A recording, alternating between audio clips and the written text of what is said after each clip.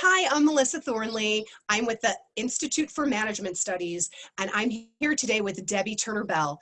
Debbye Turner Bell is a leadership consultant. She is a communications expert, and she is one of our esteemed faculty at the Institute for Management Studies.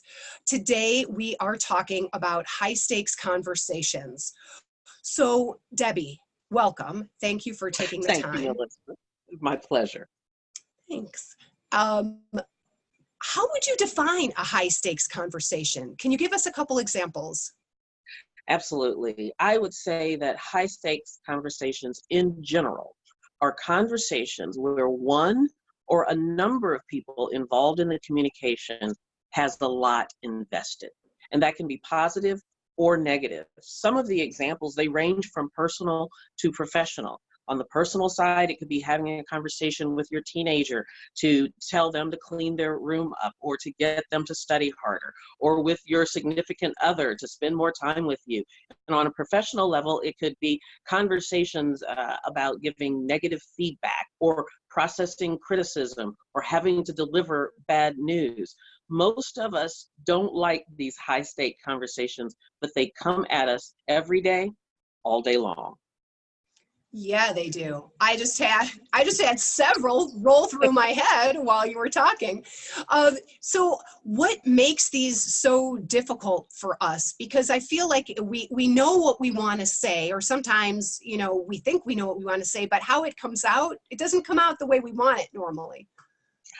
I run into so many people, and I'm one of these people that when I'm in the heat of the conversation, it's as if my mind goes completely blank.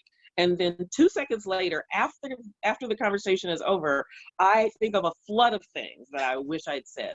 I think that's most of us. And there is a biochemical reason for that. Our brain literally changes chemistry in high stakes and high stress situations. And it shuts down the part of the brain that controls what we call executive functions, like rationale and logic and reasoning. And so a part of what we'll talk about in high stakes, difficult, and consequential conversations is how to manage our emotions and how to regulate the emotions of the conversation to keep the part of your brain functioning that allows collaboration and that allows effective communication. Oh, that's excellent.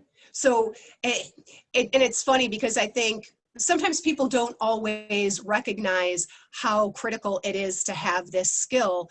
We think, okay, well, conversations are going to be tough. I just have to bully on through. But why is it so critical that we have this skill as we're leading teams and as we're leading organizations? Well, let me start at the ground floor and work my way up. At the ground floor, first of all, conversation is relationship. If we can't have productive, fruitful conversation, we can't be in relationship. Relationship is necessary for leadership and for influence. And so we must be effective at navigating these difficult and high stakes conversations to maintain bonds, rapport, connection, which also then lead to being able to influence, which is the hallmark of a great leader. So it is important to recognize high stakes conversations, to know how to approach them in a productive way, and to navigate them with our stakeholders so that we come out on the other side and there is mutually beneficial outcome. That is what a leader has to do all day long, every day. And that's a part of what we will talk about in this course. What do you do before you have the conversation?